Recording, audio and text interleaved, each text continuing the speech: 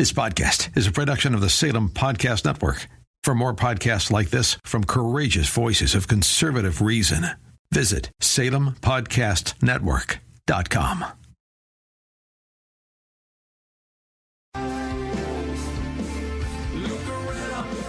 Morning, glory, America. Bonjour, hi, Canada. Hugh Hewitt, inside the Beltway on Friday, June the 18th in the year of our Lord 2021. What a great day for liberty yesterday. And in two different and very distinct ways.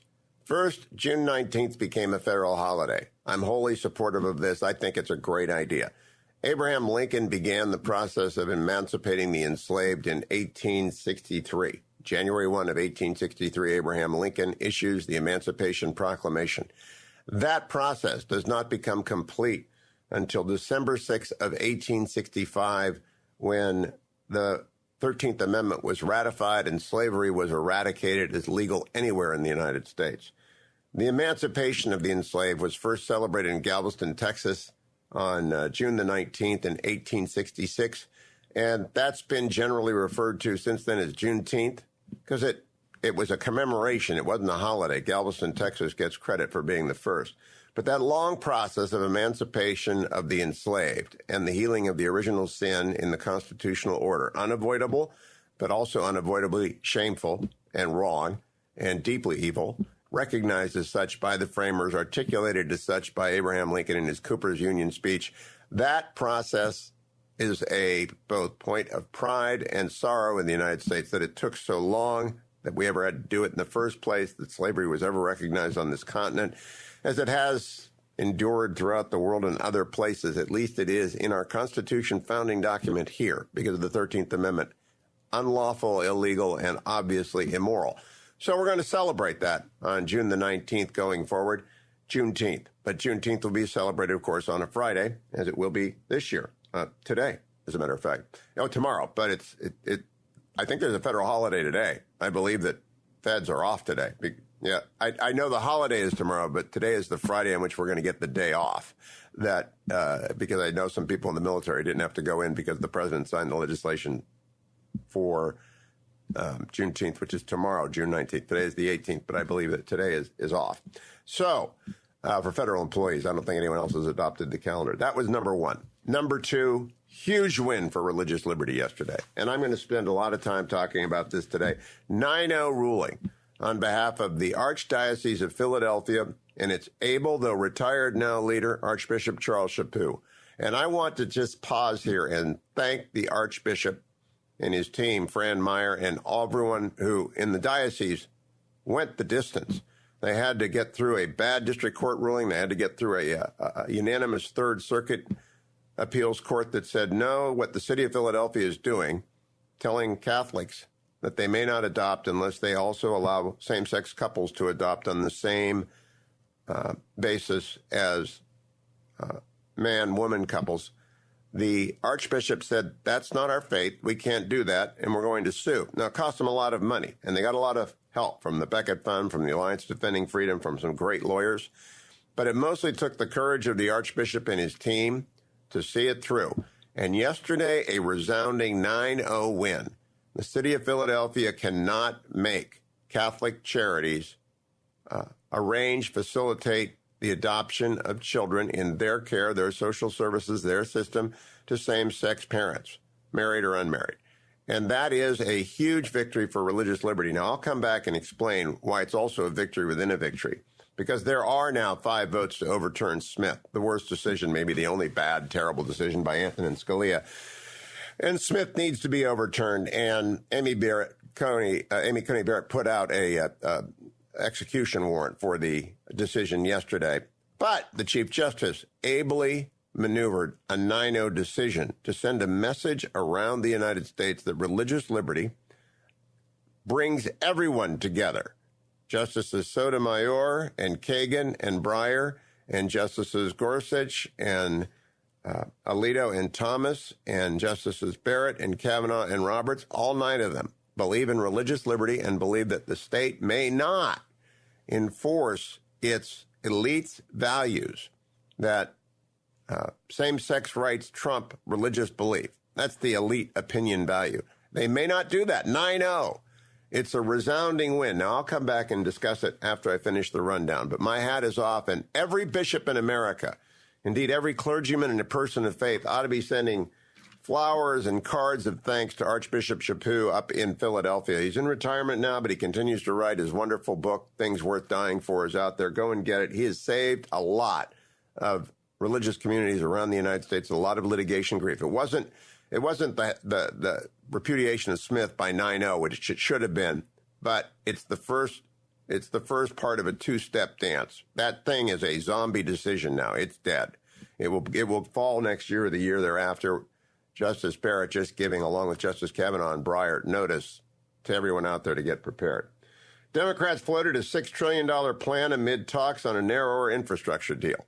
The narrower infrastructure deal is probably going to pass, and when it does, that ought to kill this reconciliation bill. And if it doesn't, the Republicans have been hornswoggled.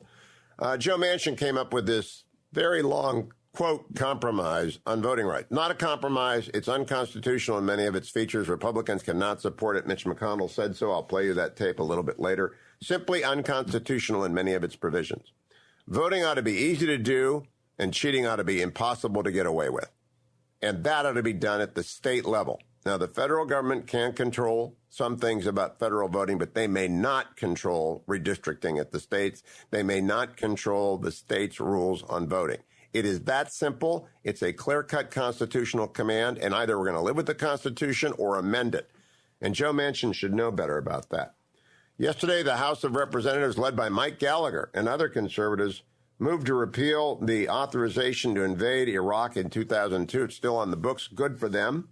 The 2001 authorization for the use of military force against terrorists remains in force. That still remains in force because it has to get through the Senate. It will.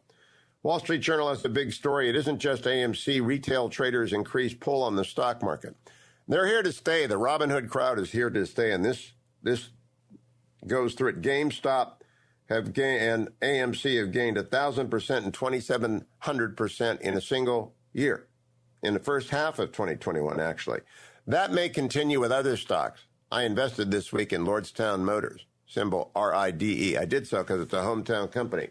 Then I discovered it happens to be one of the Wall Street Bets stocks for Reddit. They love it. So that could happen to them, too. These are trading games. It's basically gambling with small capitalized stocks using options. Don't do that. But also, don't close your eyes. If you invest in a small company like Lordstown Motors, something that's undervalued, had bad news, it could become part of the tennis game that are these small stocks. Best to avoid that. And I also have to say, Obamacare is here to stay, but we knew that. I talked about it with Jonathan Adler. It was a Hail Mary pass by some diehard opponents of the original sin of Obamacare, which was the Commerce Clause violation. And the Commerce Clause violation was not enough to kill the law in its original holding, and it's deep and it's embedded, and there were only two justices who supported the Hail Mary pass. They were in the end zone. They did not catch the ball. And I never thought they were going to catch the ball. Jonathan Adler persuaded me of that from Case Western Reserve, one of the new smart guys with Steve Laddick. And so I'm just so happy, however, about the court. Welcome back, America. I'm Hugh Hewitt. I began the show, and I want to expand a little bit now on Fulton versus City of Philadelphia. This is really the Catholic Archdiocese of Philadelphia and its then Archbishop Charles Chaput against the social services organization and elite opinion of the city of Philadelphia. And Amy Howe writes at SCOTUS blog, and she's provided a good, and it's a very fair, I'm not going to lean left or right. I've been teaching the First Amendment for 26 years.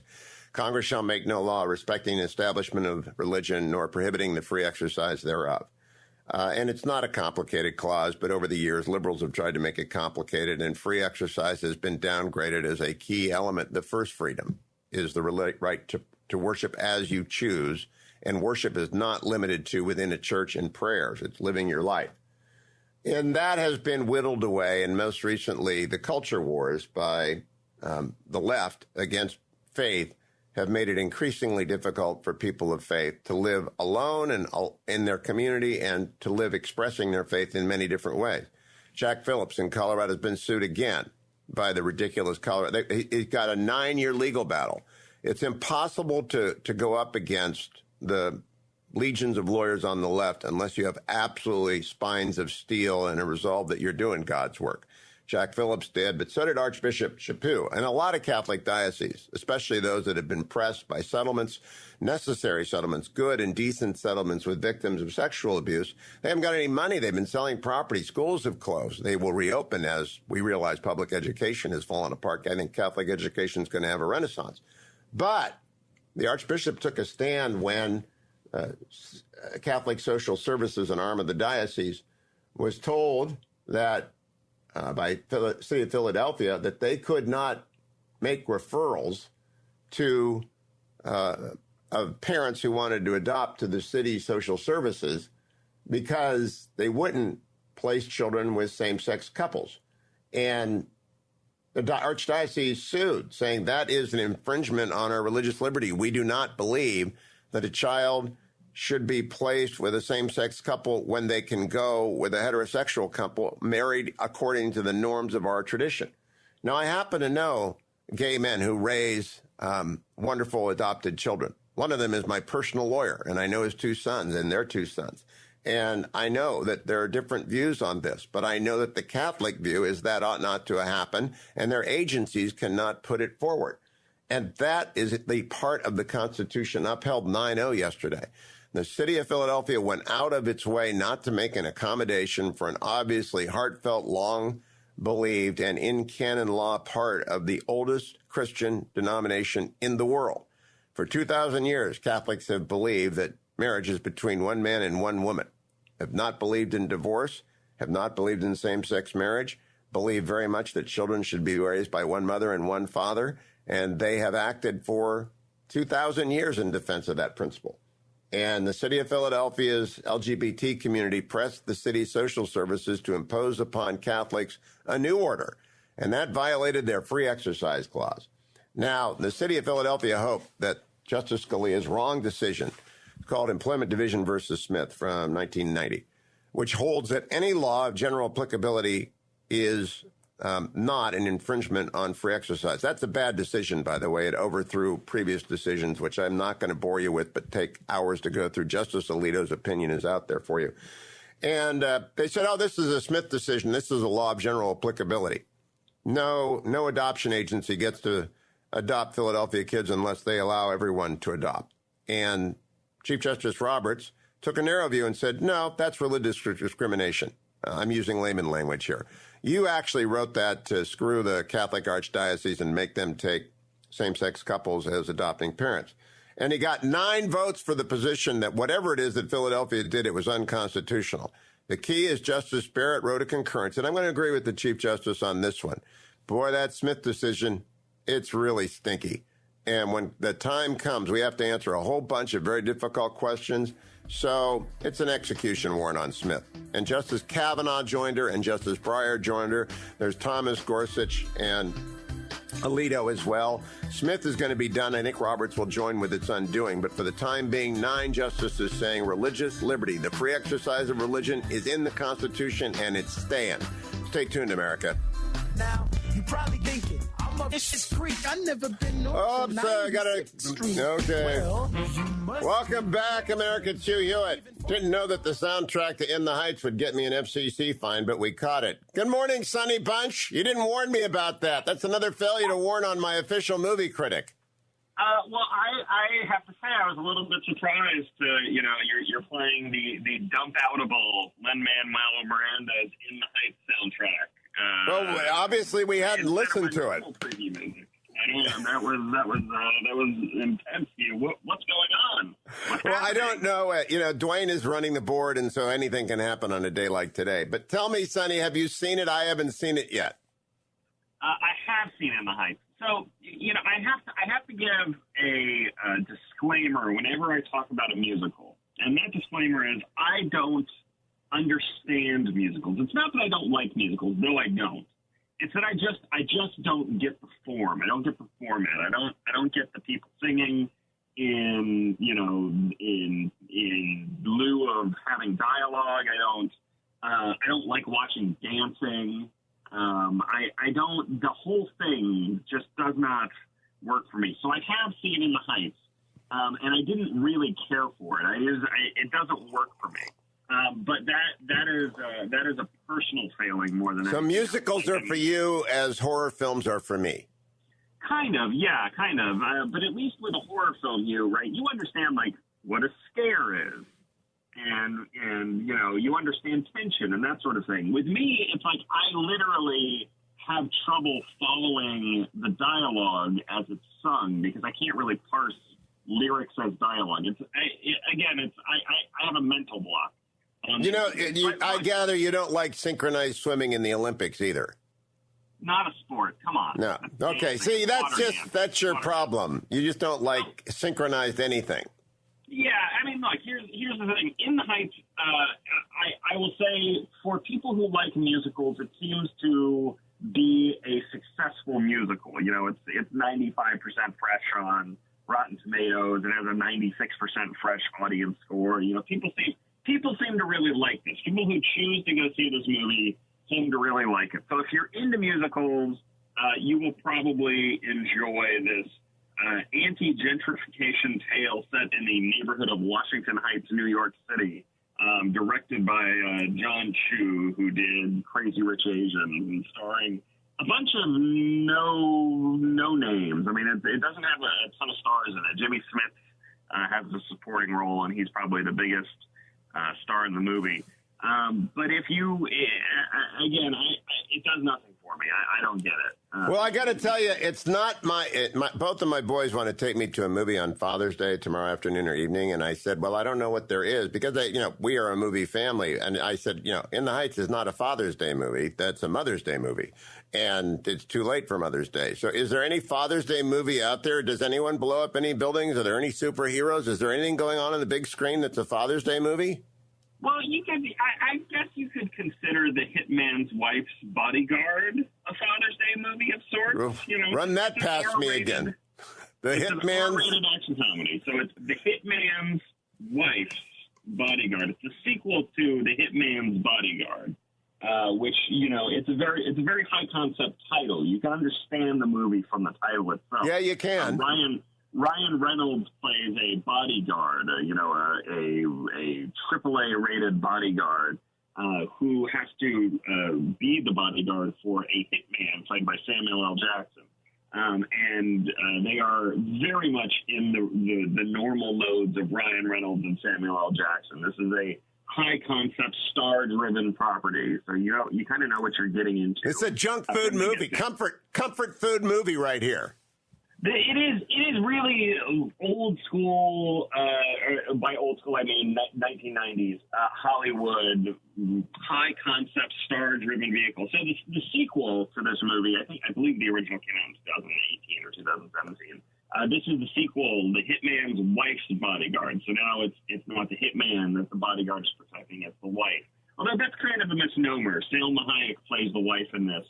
And Ryan Reynolds is not really her bodyguard. It's more of a rescue movie. They have to rescue Samuel L. Jackson, who has been kidnapped by the mafia, and once they do that, they have to stop an evil plot by Antonio Banderas, who is playing a Greek art lover who has decided to destroy Europe's infrastructure for the EU's continued aggression against Greece.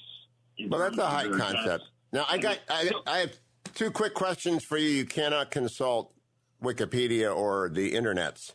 How many movies has Samuel L. Jackson made, and how much is he worth?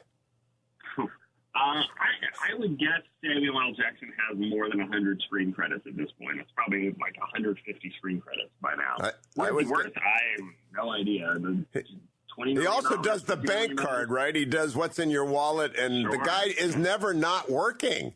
He's the hardest working actor in America.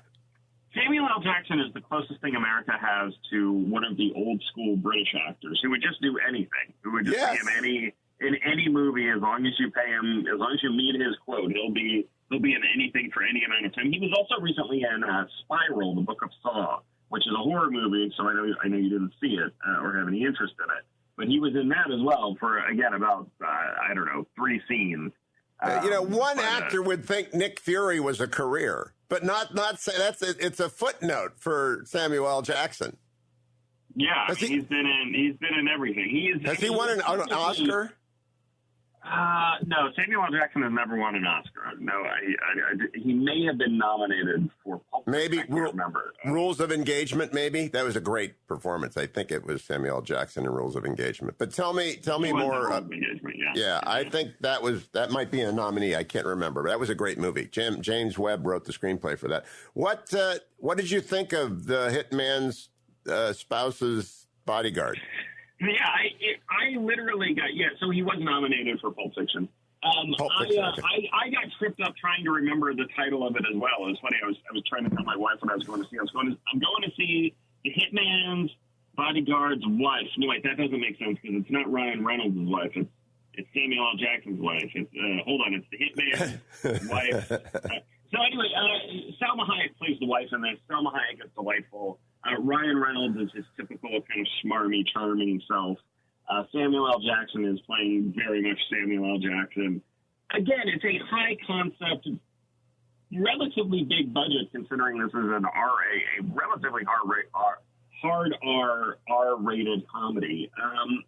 And I wouldn't say that I liked it exactly, but it was tolerable. It's the sort of, it is, Hugh, you're talking about you need something to go see in the movie theaters, and this is almost the definition of something. It's still it's cinematic filler, the sort of which we have not really had in movie theaters for the last year and a half. This is not a big budget tentpole movie, right? It's not a franchise. Well, I guess it is a franchise feature, but it's not a Saw type, or a no, it's in the John Wick category, and it's perfect for Father's Day, provided Mother doesn't go along. It's got how many? What's the body count?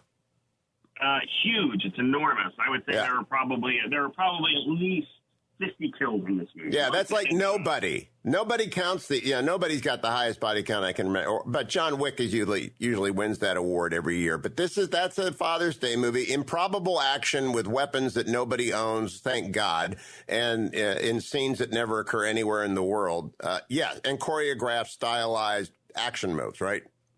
Yes. Well, I wouldn't say it's that choreographed or stylized. The action in this is pretty perfunctory. It's not incompetently shot, but it's not, ballet and operatic like the John Wick movies. But it's fine. There is a very funny subplot in this that politically minded readers and listeners will take note of, which is that the driving force of the plot is Antonio Banderas plays this Greek aristocrat who is trying to take his revenge against the EU for imposing sanctions on Greece, which is a very, very pre-pandemic plot line. Like, this is the sort of thing that, would have made much more sense in movie theaters 18 months ago. Does anybody remember anything about the protests in Athens, the riots in Greece? I was there during that time. I'll never forget every cabbie telling me how the government was screwing them because they were devaluing their retirement. And it was actually happening. So I remember it quite clearly, but not many people will. Right. So I mean, it's like it's kind of an interesting thing and an interesting idea for a villainous plot. Although it's harder to sympathize with the EU bureaucrats who are being targeted than the average Greek. Well, Sonny, I got to leave you, but I got to give you a screenplay to work on. I've discovered I'm being taken today overnight to a Young Life hunting camp in Maryland. Hunting lodge. And it turns out, just a bunch of Christian buddies and I are going up to this hunting lodge, which is run by the Young Life group for donors and friends. And it's in the middle of nowhere, Maryland, and it's a great old capacious castle. And I just decided that this is the perfect, you take a group of senior citizen old guys who happen to be off on a Christian retreat, and you put a bad guy in there, but they're at a hunting lodge so they can arm themselves and save themselves. Now, the idea of me going to a hunting lodge is really a bad idea since I don't own nor have I handled firearms since Camp Notre Dame when I was 10. But I nevertheless think it's a great movie setup. It's just a wonderful setting for the bodyguard's summer holiday at a hunting camp. So anything else? You got 1 minute. Anything else to bring?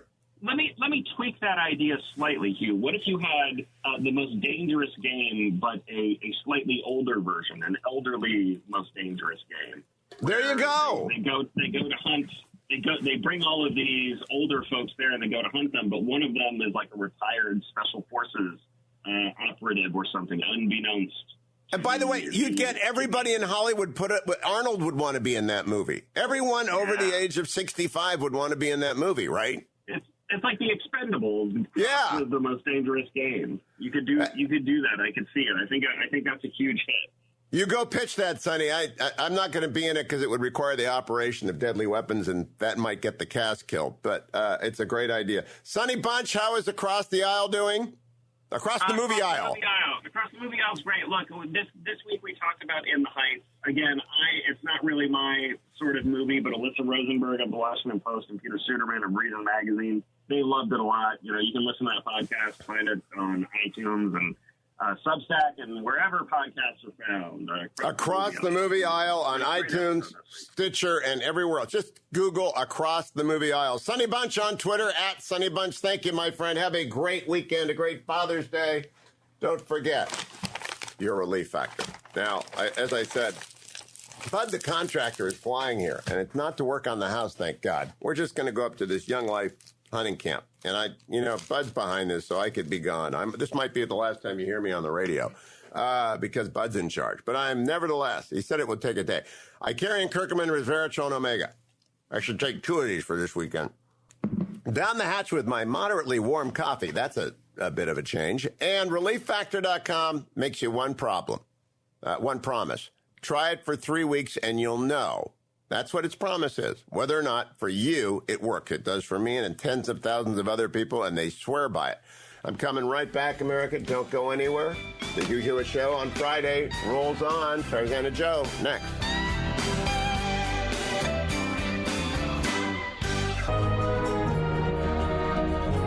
Joined now by the poet laureate of the Hugh Hewitt Show, Tarzana Joe. Hello, Joe. Hello, Hugh. I heard you commenting that cable news had lost its audience, and the analysis is clear. No poetry on cable news. That's it. They need to entertain as well as inform. They do neither. But that's another story. The poem is not about that. It's about this. NATO and G7 met. The meetings were so formal. The media are gleeful that the world is back to normal. Boris got a bicycle. The mullahs got a pass. And all of Western Europe will be pumping Russian gas. Because they're taking action so dynamic and so bold, the looming threat of climate change has finally been controlled. Smaller countries are so glad we'll pay for all their vaxes. The only thing they have to do is raise their corporate taxes, cripple their economies, reject the foods they're eating, and along with sovereignty, forget about competing. Macron made a deal with Joe. Now, much to his enjoyment, everyone in France can file for U.S. unemployment. They vowed to find the virus source and do it with much candor, and swore to their commitment on huge stacks of memoranda. They didn't invoke the deity, you can't serve God and mammon, but then announced that COVID came from some Norwegian salmon. I see the world the way it is, and think of how it could be. It's sad the global media thinks this is how it should be. That's Ordinary Time by Tarzana Joe. Now, Joe, I got to throw the poetry flag. 15 yards for illegal rhyming with memoranda. Oh, I thought I had to do one of those every week, or I couldn't get on the air. No, that's a flaggable effect. I mean, it's got to be close, but I mean, memoranda. I went to school with Julie Memoranda. She was. No, I'm telling you, that's like using your hands as a tackle in football or checking in hockey. There are some you get away with, and that some you just got to throw the flag because it's blatant. You got to be clever, after all. Well, clever or memoranda, that rhymes too. Cleverer. Tarzana Joe, that will be posted at tarzanajoe.com, I assume. Yeah, I guess except for that verse, I guess. You might want to white that out, and then I don't think we have whiteout anymore, do we, Joe? When was the last time you bought whiteout? I have a bottle of it right here. Oh, you do? You're the only man in America with whiteout. How is the poetry commission business? Wonderful, exciting, fantastic. The Nixon Library is fully booked for weddings for the next, as far as the eye can see, and people are calling every day for beyond that. And that's because the wedding business is back in Yorba Linda, and I assume everywhere. Is the poetry wedding business back? Absolutely. I had three requests yesterday. One actually was a July 4th family reunion poem, but the other two are wedding poems. Oh, you know what? That'll be a challenge. You got to make red, white, and blue in there somewhere. So TarzanaJoe@Reagan.com. If you're looking to commission a poem, TarzanaJoe@Reagan.com. Rates are reasonable. Rhymes are dependable. Whether or not they include memoranda, I'm not sure. Tarzana Joe, thank you, my friend. Thank you, Hugh. Morning, glory, America. Bonjour, hi, Canada. It's Hugh Hewitt. I'm joined now by Steve Kornacki in the khaki. Steve, when you're talking to me in the morning like this, are you at home in your pajamas, or have you already put the khakis on because it's working? I've got 3 pairs of khakis. I think the world saw all of them last year, and I can tell you I haven't changed the wardrobe since, and I'm up and ready to go for another work day. All right, so you're starting early, and I appreciate it. Steve, we got to start with the NFL because you are my go-to NFL expert. Now, have you ever met Paul DePodesta, the analytics guru for First Baseball, now the Cleveland Browns? You've mentioned him a few times. I haven't actually met him, though, no. Okay, I'd love to see a one-on-one between you two because I think he must be studying your every move. So here's the deal about what I wanted to ask you about the NFL. The Cleveland Browns, who are the Super Bowl favorites, I believe, in any fair-minded assessment, have got to decide whether or not to extend rookie deals for Denzel Ward, Nick Chubb, and Baker Mayfield, and Ronnie Jackson, not Ronnie Jackson, their safety. It'll come to me. And whether or not to extend Wyatt Teller, also a rookie deal. And Baker is the big question because he's a quarterback. You know what I'm talking about here. The quarterback extensions are enormously expensive. 2 have worked out recently. 2 have been big busts. What's Kornacki's view on the rookie quarterback contract and whether or not you extend it? Yeah, well, I mean, the salary cap is that one area where, my gosh, I have been trying to study up on it since it was created, and I still think there's little variations of it I don't fully understand. But just philosophically, when you're talking about a quarterback, I mean, you can see the difference in a franchise between having one and not having one. I mean, the most dramatic recent example, obviously, is, the New England Patriots. 2 decades of stability, of dominance, of just elite play with Tom Brady. They lose him, and right away they have a losing record. And by the way, if you look at the Patriots Super Bowl odds this year, they're sitting somewhere about 35-1. So when you finally find a quarterback you believe in, you think you can build around, and that you think you have a future with, by all means, do everything you can to lock that quarterback in. And then I think one thing it seems to me in the salary cap era that sets apart the really elite teams and the potential dynasties from the rest of the league is you get a quarterback like that. Sometimes take a look at like a Tom Brady. They're willing to cooperate when it comes to structuring the deal creatively, taking a little bit less money, up front, that sort of thing, to help you with the salary cap end of it. But I think if you've got a quarterback you believe in, do everything you can to lock that down. Well, now, that's what everyone used to think until along comes Deshaun Watson, who has many problems off the field. We've got the Eagles QB who ended up getting injured, who came out of North Dakota, and now with the Colts, we've got the Jared Goff situation. 3 big contracts, defining contracts. They signed him in the 4th year where Baker Mayfield is right now. And I would sign Baker. I'd go for the big money and I would sign him. But when do the analytics come in and begin to assess the risk-reward ratio of locking up so much of your salary contract? Isn't that going to be driven by the numbers? And it's Ronnie Harrison, by the way. I said Ronnie Jackson. He's the President Trump's former doctor, now a congressman. It's Ronnie Harris. Ronnie Harrison is the safety. So this is a big deal for every team when they hit these rookie deals. No, it is, and I think it's take a look at the Browns again. My view of it when you look at the Browns is the pre-Mayfield Browns and the Browns right now. I mean, there's no comparison. And how many false starts have they had at quarterback? Since the team came back. 21. Yeah. I mean, I remember Tim Couch. I remember when that was the jersey. Seamless re-entry into the league with Couch. So. I still fall, and you've got a couple cautionary examples right there. I could counter that, I say, with the Brady example. I was looking at the Super Bowl odds this week. You know who the Browns currently have the exact same Super Bowl odds as for the next season? The Packers. Packers and Browns are both sitting there at 16-1, and I think the Packers. That's fair. Surprising given the year they had last year. It's because of the instability suddenly with the whole Aaron Rodgers situation. Yep. And if Rodgers is gone, Jordan Love, and can he do it? Who knows? So again, I think Mayfield still has to prove some things as an NFL quarterback, but I think he's already shown some stuff, and he's got potential there that the Browns haven't seen in decades. Pretty sure that Jimmy Haslam listens to the show in the morning, and I'm pretty certain a lot of the Browns do. So there you have it. Steve Kornacki's in favor of extending Baker Mayfield. Let's go to politics, Steve. The Joe Manchin compromise on voting rights. I've read through it. It's unconstitutional, as is S1. It's unconstitutional in that it meddles with, for example, redistricting, which is not anything to do with the federal government. They don't get to redistrict. End of story. It's unconstitutional. Nevertheless, does the American electorate in your polling give a lick about this? When you ask on, to rank top issues, you don't typically see this. What I thought was interesting in terms of what Manchin put on the table, though, and the polling was the voter ID piece of it. And that was one where if you looked at the instant reaction there, you actually got publicly some buy-in from Democrats who previously been resistant to join with them. You had like Stacey Abrams, Raphael Warnock, both from Georgia, come out and say they could see themselves supporting the voter ID component of it that Manchin put on the table.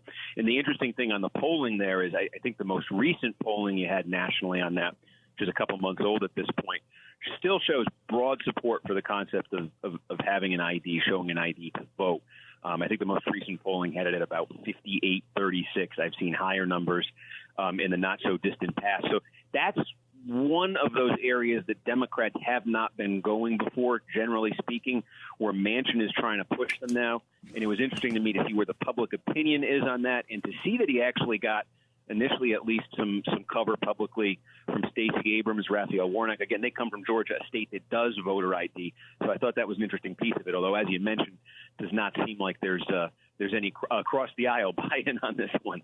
No, there's not. It's just it's unconstitutional for them to dictate state voting practices. But I think every state ought to look at those numbers and realize that voting ID is a winning way. When I went down to the Republican Governors Association, they've come up with the framing: easy to vote, hard to cheat. And that is the exact framing every Republican state legislature. And Major League Baseball is getting beat up for the All-Star Game move. Delta and Coke have gone silent because they are now the blue airline and the blue soft drink, and Red America does not like that. But the framing of the issue, and I love the way the GOP governors are framing it, easy to vote, hard to cheat. That's their agenda. How do you think that polls as a slogan for the Republican position versus ollie ollie in free, anyone who wants to show up at the polls on voting day, come on in, which is the Democratic position? Yeah, everything that I've seen on the polling on this question, I mean, again, this is going back years, is that intuitively the idea that you need to show some piece of identification to prove that you're not somebody else when you go to vote is very instinctively popular with voters, and that kind of cuts across party lines. Again, the most recent number I saw on this, and I believe this was a couple months old, I think it was 58-36. That was where the number stood in terms of supporting voter ID. The party breakdown of it was, I think there was a plurality of Democrats who said there shouldn't be a voter ID requirement, but the spread among Democrats, the spread was something like 48-40, 48 saying no ID, 40 saying yes. So even among Democratic voters, when you poll it, It struck me for years, there is a broad sort of instinctive support for it. We got a winning issue for the GOP there. Now I want to talk about gerrymandering, the constitutional issue aside. And I know that law and the court's not going to get involved and people can forget about it. They're just not, this court isn't going to get involved. But as a political issue, the Democrats gerrymander Maryland and New York and Illinois, and the Republicans gerrymander where they can. What does it show up in public opinion? Is it a mega issue where my eyes glaze over, or do people actually care about gerrymandering? Yeah, no, I think that's in terms of where the energy is on that. I think there's a lot of activist energy on that. I think, I haven't seen, although I've always been curious to see sort of if you could construct a poll that just kind of asks people to define gerrymandering and just to see, who could even kind of get in the ballpark of what it is, just in terms of measuring how deeply invested people are in that. The gerrymandering piece of this is just interesting to me, too, because, again, I think we're looking at a situation in the Senate where it just all the indications from McConnell and the Republicans are they're not letting anything like this through right now. But even if some kind of compromise on this could be struck right now, I think just given the calendar everybody is up against for the 2022 elections, for the redrawing of the maps that really has to take place in the next couple months, I don't think even if you got some kind of compromise in the Senate right now, you could get something up and running in terms of guidelines, in terms of oversight for the next round of redistricting, which is playing out as we speak. Yeah, there is no way that they're going to have a compromise, and there's no way that any compromise they have would be constitutional. But I would love to see it pulled, too, because I actually think the saliency issue is what drives this. Activists love to talk about it, and Steve Kornacki, if you ever do Man in the Street thing, they're going to talk to you about Baker Mayfield about 20 minutes longer than they ever talk about gerrymandering. My friend, thank you for joining us. Steve Kornacki on Twitter, on NBC, MSNBC. Smartest guy in the room, and it's always fun to have him on the radio. Don't go anywhere, America. It's the Hugh Hewitt Show. I want to remind you that our sponsor is AndrewandTodd.com. They're with Sierra Pacific. They lend you money to refinance your house or buy a home or help your son or daughter become investors in real estate by becoming a non-occupying co-borrower. They help senior citizens with reverse mortgage. They help veterans with no money down mortgages. They help you refinance. So if you need to get money out of your house or you need a whole new house, go to AndrewandTodd.com or call them at 888-888-1172.